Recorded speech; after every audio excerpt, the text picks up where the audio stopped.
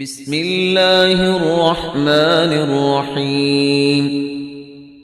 إنا أرسلنا نوحا إلى قومه أن أنذر قومك من قبل أن يأتيهم عذاب أليم. قال يا قوم إني لكم نذير مبين أن اعبدوا الله واتقوه وأطيعون يغفر لكم من ذنوبكم ويؤخركم إلى أجل مسمى إن أجل الله إذا جاء لا يؤخر لو كنتم تعلمون.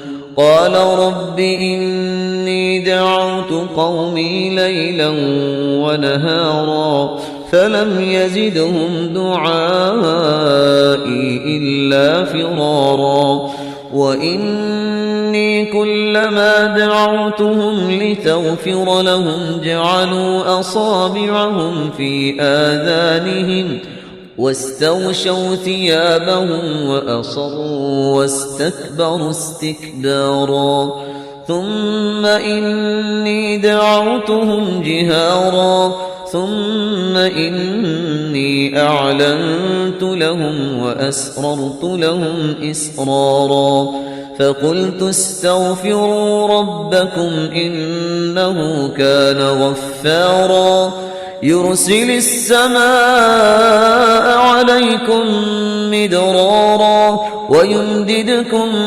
بأموال وبنين ويجعل لكم جنات ويجعل لكم أنهارا ما لكم لا ترجون لله وقارا وقد خلقكم أطوارا ألم تروا كيف خلق الله 7 سماوات طباقا وجعل القمر فيهن نورا وجعل الشمس سراجا والله أنبتكم من الأرض نباتا ثم يعيدكم فيها ويخرجكم إخراجا والله جعل لكم الأرض بساطا لتسلكوا منها سبلا فجاجا.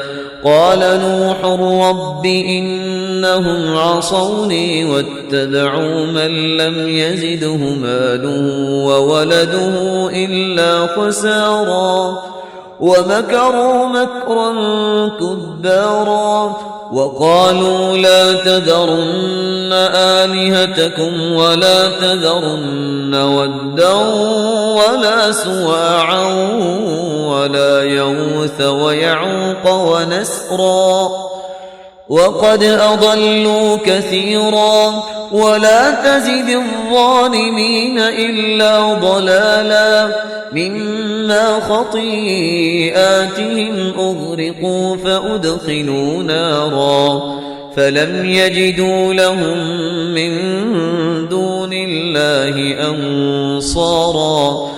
وقال نوح رب لا تذر على الأرض من الكافرين ديارا إنك إن تذرهم يضلوا عبادك ولا يلدوا إلا فاجرا كفارا.